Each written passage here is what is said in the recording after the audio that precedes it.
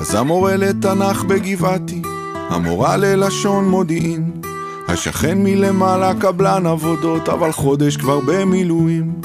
עורכת הדין היא קמבצית, עושה משמרות באוגדה.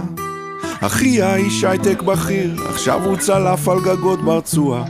מנהל את הסניף הקשוחה של הבנק, היא סמג"ד ביהודה ושומרון. דורון הוא בעל חנות צעצועים, עכשיו הוא מ"פ בשריון. והמדי שלנו כפרה, שלרוב מזמר בקיסריה, הוא לוחם הנדסה, מתאושש בגבורה אחרי שנפצע בלב עזה. נכון כולם נראים רגילים, אבל אנחנו עם של גיבורי על, לכל אחד תמיד מסתתר חייל, מוכן להציל את העולם.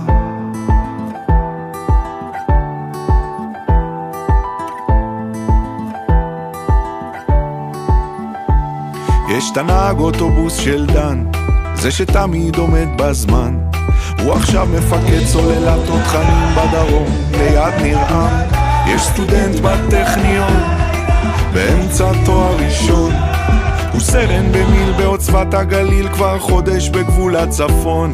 יש פה דוגמנית פרמדיקית, יש פה חשמלאי שהוא מגיסט, יש את יוני נגן סקסופון מחונן שהוא קודם כל מטקליסט. יש לכולם ארוני סטאר או ארגז גדול מאובזר, יש פה סט של מדים וגלימת מילואים, מוכנות תמיד לאתגר. נכון כולם נראים רגילים, אבל אנחנו עם של גיבורי על, בכל אחד תמיד מסתתר חייל, מוכן להציל את העולם.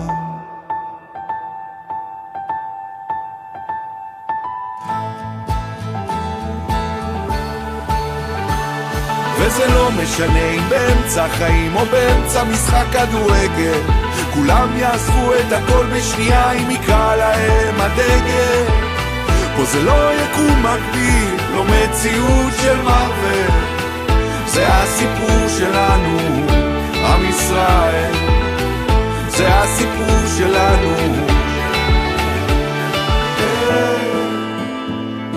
נכון כולם נראים רגילים, אבל אנחנו עם של גיבורי על, לכל אחד תמיד מסתתר חייל, מוכן להציל את העולם.